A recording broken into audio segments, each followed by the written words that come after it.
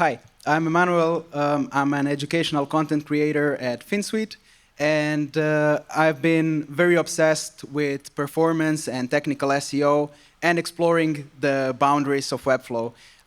What I noticed is that on larger sites, like what's influencing the performance the most is the huge CSS file and the JS file, even if you optimize everything else. So my question is, will there be any changes with the component-based system that you're going to introduce now? Is there going to be any code splitting that, for example, you have inline CSS for above the fold sections and things like that, or just serving the CSS and JS that's on that particular page? Have there been any plans to introduce something like that?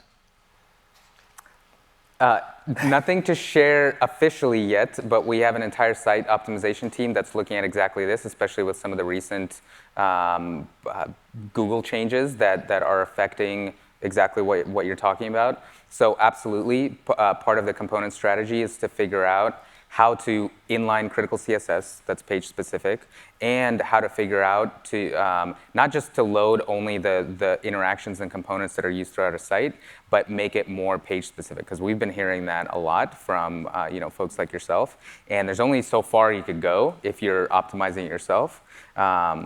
So absolutely, there's nothing I can share exactly around like the staging and timeline of these things, but it is really important for us to get right because it's an evolution that is absolutely unavoidable for us. But the components, some of the things we showed up with components before, it starts to create those isolation boundaries where we know what can and can't be included, and give users more control around like how to start splitting up these larger assets, especially for sites that start to get into a huge amount of pages, et cetera. So it's in the works, nothing exact to share yet, but it's important for us. Yeah, the number of things we didn't list in that Webflow Components Universe slide.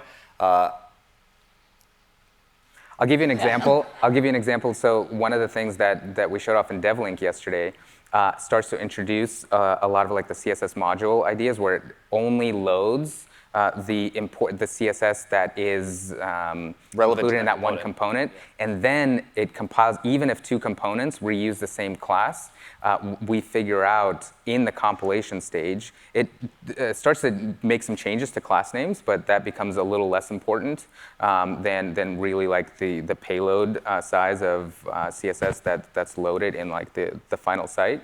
So that starts to build on some of these foundations to make sure that we're only delivering the things that are like critical to showing what you're seeing on the screen. And I think like one last addition there is like page optimization and speed is top of mind across everything that we're shipping. And like we've already seen some of that come to life through WebP or even with variable fonts and the way that it changes what we need to load and actually host on the site itself to be live. So I think, yes, obviously a lot of investments that we can and cannot talk about across components specifically, but know as many of the things that we're shipping now and into the future, that optimization is top of mind.